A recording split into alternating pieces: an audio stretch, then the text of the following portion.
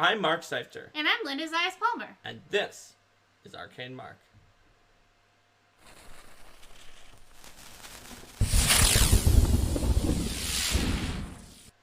Welcome to Build an Item Workshop. Our very first workshop where we build an item. As you can tell by the name, Build an Item Workshop. Still confused. What is it about? Never mind, Linda. So I've got my handy dandy item workshop building document up here so that I'm ready to type that up and then put it onto our Discord. All right. Well, as we saw with almost everything else in Pathfinder 2nd Edition, building an item starts with a concept. Concept and role for the item are the most important things. We know its role is that item we made in the Build an Item Workshop. Mm-hmm. So now we just are looking for concepts. So, Zathos. So by role you mean like, what do you mean by role? Well, like, what I mean by role is like, or? Yeah. So like the role could be like, the Dragon Style Monk really wants a cool item that works for that Dragon Style Monk. So you make like a Boots of the Dragon Claw for kicking with Dragon Tail, Dragon Style Monk attacks specifically, or something like that. Or it might just be a really awesome weapon that my glaive using boss enemy has that the PCs will get when they defeat that glaive using boss enemy. That's the role. The concept could be different, so that glaive's concept could be like Glacier Glaive. That's different than the role, which is a really awesome glaive that the glaive boss has. So in this case, the role of the item is the item that we're building in Build an Item Workshop together with everyone from the stream. But the concept could be, so we have Zathos, Rod of Chaos, we have David Nielsen, Sword of Wonder. So Zathos clarifies that Rod of Chaos is an item that delivers an effect like being struck by a chaos beast. So it like sort of smooshes you down into a weird amorphous form rather than doing lots of random things with the rod. We have a Milani specific Holy Morning Star. So that's definitely a good concept too. We've got 3 concepts so far. Let's see what other concepts we can gather. And if we only have 3, we can just do it. Like in the Paizo stream, it's very impressive because Luis and I managed to not only preview the entire item section from the Game Mastery Guide, but also do a Build an Item Workshop during the same stream. And we built the Eye of Robes there, and there weren't really that many ideas, because as soon as someone said the Eye of Robes, we suddenly got like 50 people being like, Unlike the Build an NPC Workshop, for example, where we had 14 ideas and we had 2 rounds of voting. Rico says, didn't we want a thing tied to our other workshops? That's certainly that's up to you. It doesn't have to be. If you want it to be tied to our other workshops, then propose an idea tied to our other workshops. Yep. Like, there are ways to do this with the Sword of Wonder, the Rod of Chaos. Oh yeah, the Bard Harpoon. So you could have a Bard Harpoon. Alright. The Sword of Wonder could be tied to that deity of, like, random inventiveness that we created. There's a lot of possibilities. Alright, so I have Bard Harpoon on the list. Alright.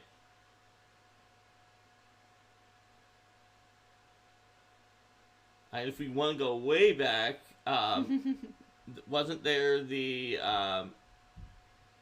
hook that was the adventure hook of the adventure that we were building? Oh yeah, there was the hook that was the adventure hook of the adventure. That was like the pirate queen, yeah, and then her or the pirate king who was female or something like that, and she had a hook. Yeah, she had a hook. And then the princess got the hook, and then teamed up with the pirate king / queen monarch, and there was this whole complicated thing and raising up like a ghost ship and a giant zombie turtle. Was that our Build an Adventure Workshop? I think so. I think it was. Yes. So second for Bard Harpoon, Numbat says something that would allow a druid to accompany our Leshy Bard. Trippy says a frightening harpoon will be scary. On a crit cards as a frightened condition, weakening the shark's offset. Yeah, there could be that. Or a harpoon, a Bard Harpoon that helps remove the frightened condition so that the Sharkshasa can't use its abilities.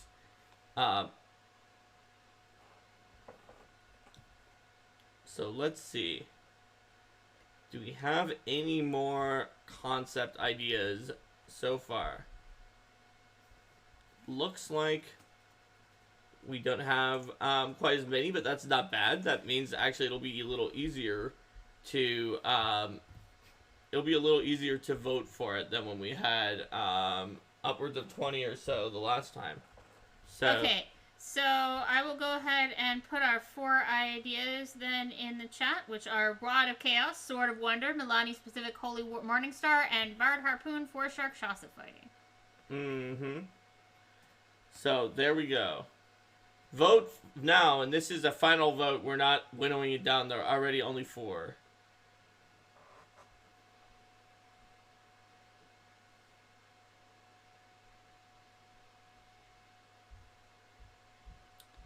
Alright, let's see. We're getting off to start. Zathos and Palestine voted for theirs. 4. 4, 4. 2. And David 4. voted for his. And every single other person voted for 4 so far. 4, 4. Alright. I think that the message is clear. I think we're making a Bard Harpoon for Sharkshasa fighting. I think we are making a Bard Harpoon for Sharkshasa fighting. So I guess where we need to start with this weapon is, this isn't just making a magic version of a weapon that already exists. That's right, because there is no such thing as Harpoon. But there is a such thing as Javelin. Mm-hmm. And we might want to start with that. So, the Javelin is an example of a weapon from the Dart group that exists in the core rulebook that is pretty good. It does a d6. It's thrown with a range of 30 feet, which is pretty good for a thrown weapon. And it adds all your strength because it's thrown.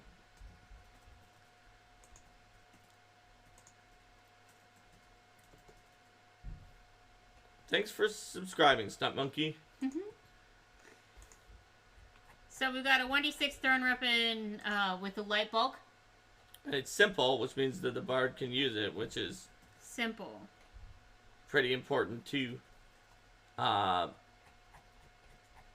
If we made something and it wound up being too strong and needed to be a martial weapon, then our bard would have to sort of just get it. Although it's an NPC, so we could just say, oh, well, this NPC learned about harpoons. Because it looks like in first edition, harpoons were an exotic weapon.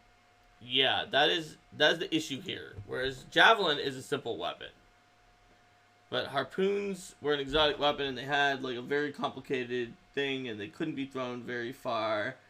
But they did more damage, very, very similar to a trident. They had a big crit, and then they were attached to a bunch of rope with the grapple trait. So, if we're looking at the Javelin, then there's really not... other than saying that, well, since it's attached to the rope, it has a shorter range, like the harpoon did in Pathfinder 1st Edition, there's not really that much else that we can do. And we could put the harpoon down to being a D4. But if we wanted to have grapple, which we probably do, because it's a harpoon, or possibly some kind of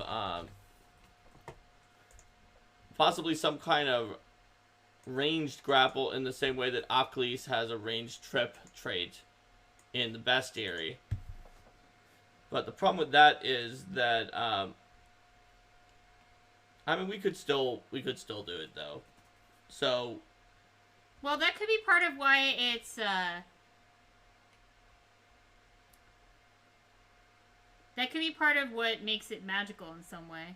Or we could say that it is a javelin, but part of its magic is being attached to the rope and the harpoon part to it.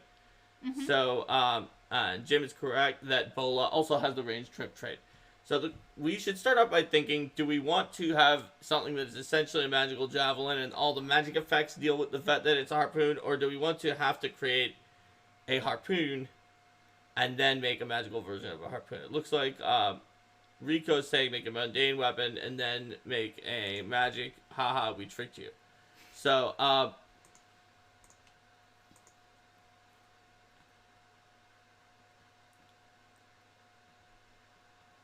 So we could make this Let's see.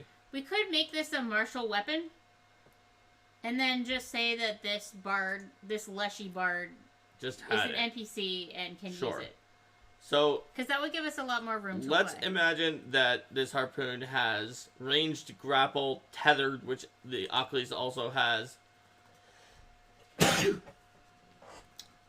Alright. And then, And range grapple is as range trip but grapple. yeah, basically. And then thrown 20 feet.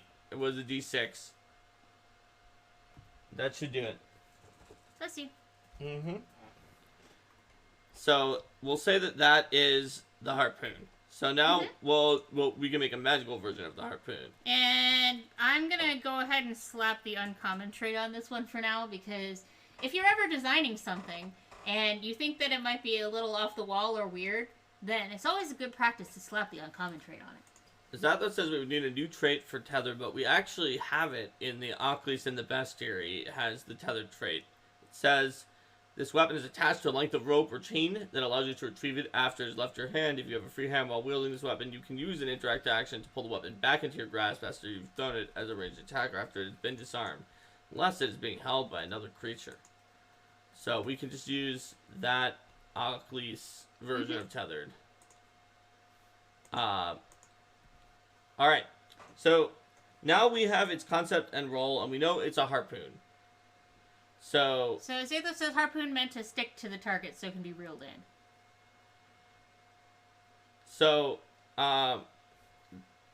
also, we should look at the actual stats of this Leshy. Does the Leshy have athletics? Because you need it to grapple.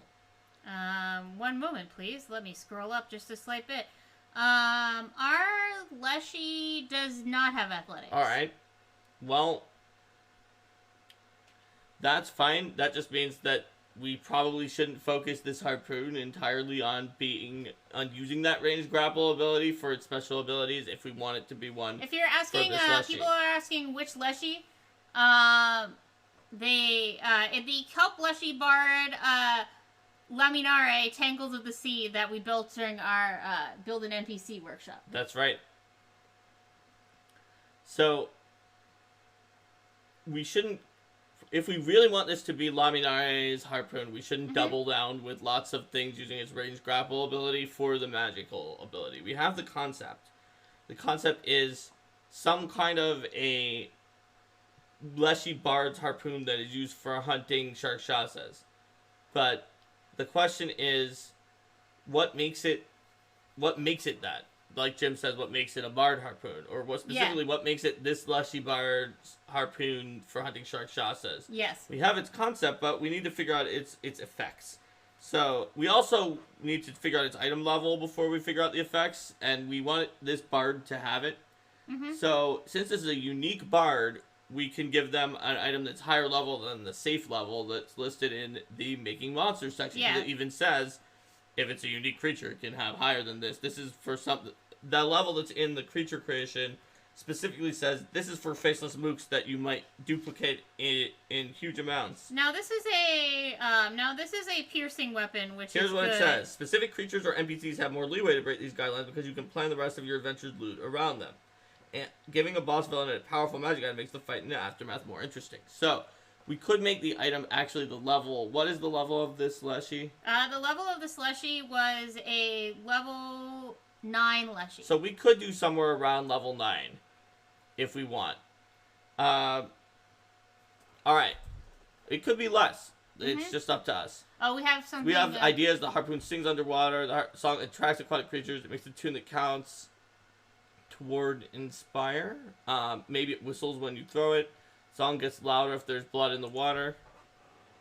So it sounds like we have a lot of ideas if the harpoon is making sound or affecting sound in some way. What type of performance did our Leshy focus in? Right. Bagpipes. Bagpipes. And has a blowfish familiar. That's right. That is the situation. Harpoon has some kind of melody of the siren that can attract aquatic creatures and water elementals.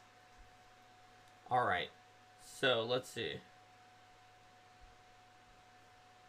helping you with performing underwater. It's cursed because it summons a kraken on a critical miss, which eats the Leshy. Some sort of sonar for tracking your hunt prey target underwater. Did the Leshy wind up with hunt prey in addition to everything else in the end? It looks like the Leshy did not ultimately end up with hunt prey. The Leshy ended up with some anti-fiend spell penetration type thing, reducing fiend's weird bonus by 2, says my notes. And a bunch of bard spells. Alright, well, it is a bard. So, but let's they see. ended up with wild empathy too. Alright. Well, if we want something that's based around the ability to perform your bagpipes underwater, like, it could be that this trident creates a sort of, like, film of air around you that allows you to play wind instruments and also, Does any it of let you those breathe kind of underwater? instruments. I mean, Leshy's It presumably does, although this Leshy doesn't care. But like presumably then it would, that lets you breathe and play instruments. So Kitsune Warlock said air bubble.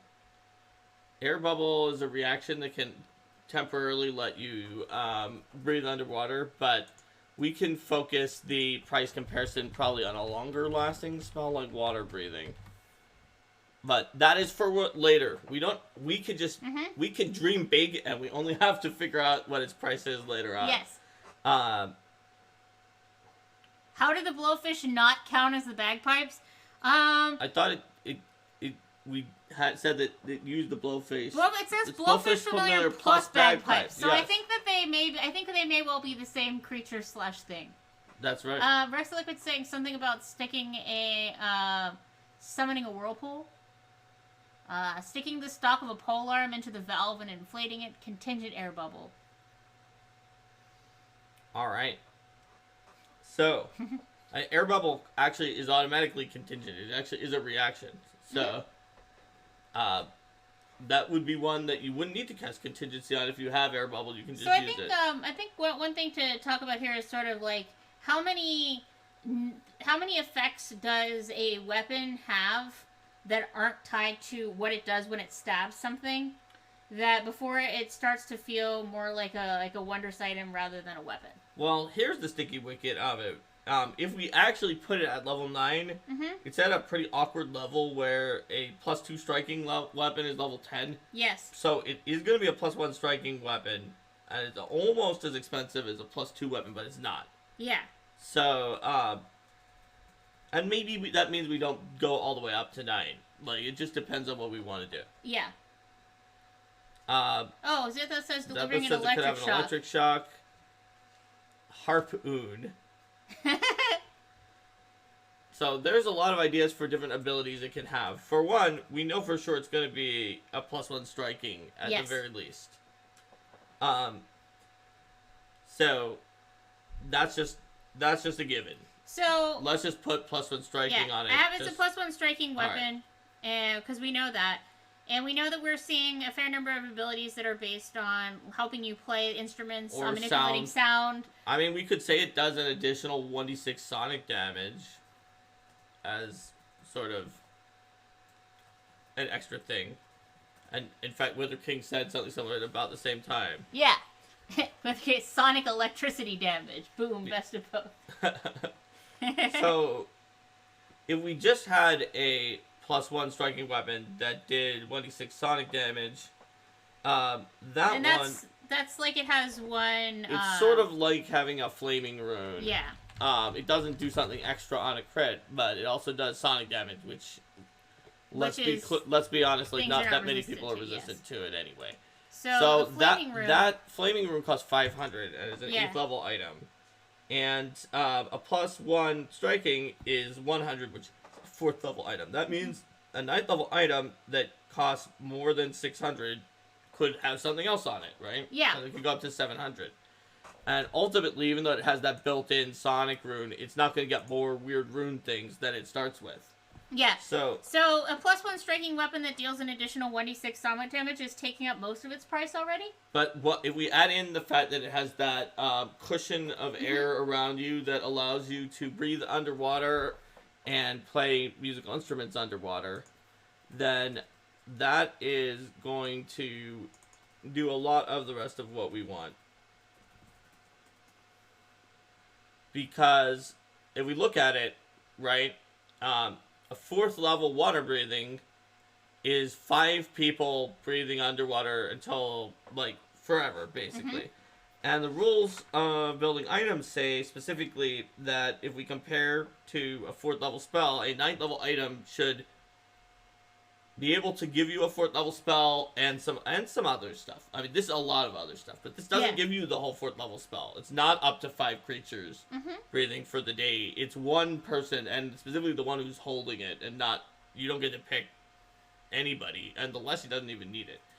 So if we said that that plus what we already have is on the harpoon, then we're in pretty good shape.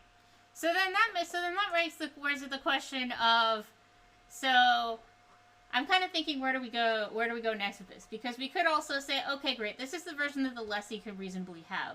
But what could, like, a much higher level version of this item have? So we could have a greater version, right? We can have, because items can have greater versions. We also need a name. But yeah, just like the Rapier Stormflash in the core role, the basic version of Stormflash doesn't necessarily do a lot of things. Although, to be clear, the basic version is level 14 and shoots out a giant lightning bolt. But the greater version of it is not only is greater shock with a higher bonus, but can shoot a even more powerful lightning bolt. So, actually, I guess in the case of Stormflash, the greater version is just all the numbers are up and it's better versions of everything. But there's some examples where the greater version does something particularly different. Yeah. So at the very least, we can make a greater version that just boosts this stuff. But let's look at some of these other special abilities that everybody else was talking about to put into a hypothetical higher level version of it. Thunderous Harpoon was a suggestion there. And yeah, thinking of names already is a great idea. So it could... Wailing Harp. Wailing Harp. The Harpoon of Songs. Because it's wailing, like WH, and WA because it's screaming. Or like Thunderclap. Or something like that.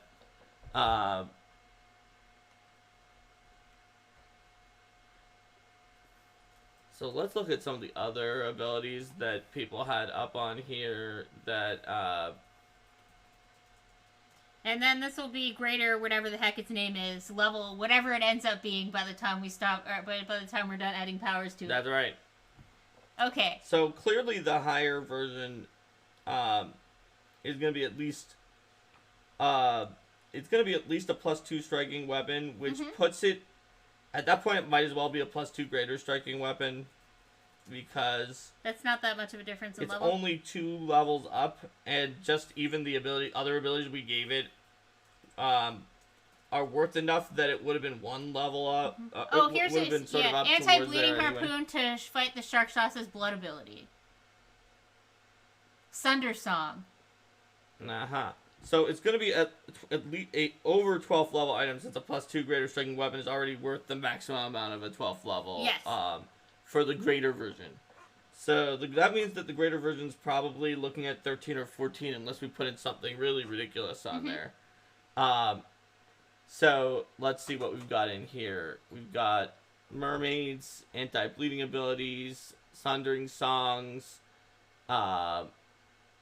We still have the thing about maybe like something that can do electricity damage. Possibly electricity damage. Or create whirlpools. Or whirlpools, and the siren song that brings in in a aquatic creature. Or let you deliver touch spells through the harpoon. So... there's a lot of ideas here. Yeah, and there aren't really... So, let's see. Absorbs the iron of your blood to effectively grow in size and weapon damage. Does it have returning, Joe? No, it has the... it has tethered, like an Oculus, where you can pull it in. Yeah. After you throw it. Bloody Bloody Melody. Let's see. The Flame Tongue can deliver a produce flame cantrip as a level 7 cantrip. That's true. It's possible that this one could do like a sound burst Yeah. Based on its sonic things. We have these ideas about the blood and the iron. Here's the question, though. So we've already decided it's going to be some kind of bardic sound-based one that also helps do music underwater. Are we going to specifically lean in on the greater version into, like, because considering Warlock's idea of anti-bleeding is really cool for fighting against Shark Shasas. But are we going to lead into that anti-blood, anti-Shark Shasa ability? And if we do, we might want to consider putting some kind of minor ability like that in the basic version so that it doesn't just come out of nowhere. It's like, this is greater, and by greater we mean this new blood thing that you didn't have up until then. Yeah, it almost feels more to me that this blood staunching thing might not be something that a weapon would be as likely to do, but might be something that would be more likely to have in a different type of item, like a Periapt. It could be. Or if you want to get all Arthurian, the scabbard of Excalibur was much more of a powerful item than Excalibur itself because of its auto blood staunching ability. Oh, yeah. But if we want to go with some of these song ideas, Wither King has come up with a ton of different ones, like Rending Song of the Deeps, Bloody Mary Melody. We had the Soundburst, Sunder Song, Mermaid Song, Siren Song. So there's a lot of options that we could put into. Yeah, because it does feel to me that having some kind of other ability that you can use with it, having something that could interact with your bardic performance in some way. Since this is the bard item. It's like when you do this type of performance, then something. That's right. We could also borrow from Jason's favorite example item, the Sky Hammer.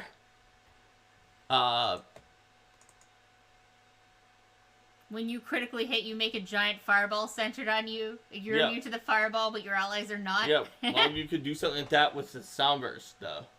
Oh, yeah. For the greater version. So, like, command reaction when you critically hit, you can do this thing? So if we had, like, a... It wasn't at a 20th level item. Oh, sure, but if we had this as the 14th level one, that's plus 2 greater striking, and it does, like, a 3rd level sound burst every time you crit as a reaction. Or some other low, right? Yeah, near base level sound burst. Yeah, it would be much lower level if it's something that happens every time, but that would also be pretty cool, because it's just like... Sky Hammer happens every time. So, and it's a reaction, you do still need to use your reaction. Yeah, you do still need to spend your reaction, but that, yeah. Summon dolphins. They hate sharks. Spend an action to reduce persistent bleed damage by a certain amount without completely eliminating it. There's definitely some interesting staunching ideas coming in here that would also help against shark shots. Soundburst when it strikes end performance to increase the damage or something. Right. And Zapdos said there should still be a save, which there definitely would be if it cast a Soundburst, but you're right, there would need to be.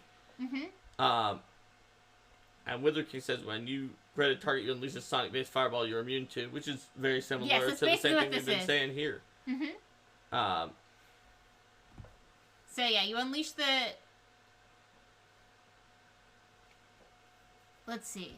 So then we've got this. If it was some kind of thing that let you increase the damage of the Soundburst, and that would be something probably that would have a higher action economy. And have some kind of limitation on how often you could do it. Certainly, like, the Sky Hammer doesn't have an ability to increase its fireball, so we would want it to be a weaker kind of Soundburst to start with if we thought that we were going to then buff it up potentially as well. Let's see. We've got some great ideas with summoning dolphin summoning potentially, and now it's seeming almost like an Aquaman Trident style thing. So summoning, I do like summoning dolphins. Delivering a silent spell, but then you wouldn't be able to hear the bard's dulcet tones. Clamor of the deep. Clamor of the deep. Oh, is that already a thing? Because that sounds like it would be a thing. I don't know. That's a good name. That's one of those names that's so good that I'm sure that it's been used before. Thunder of the deep. Also, there's a possibility since it has... Clamor of the deep. Oh, it's a song. Yeah, it's a song. So there you go. Okay, but it's not like something super... So someone used it. Yes. Climber of the Deep is pretty Climber good. of the Deep is really good. I still want it to be called that. All right. Well, we should go with that then. All right.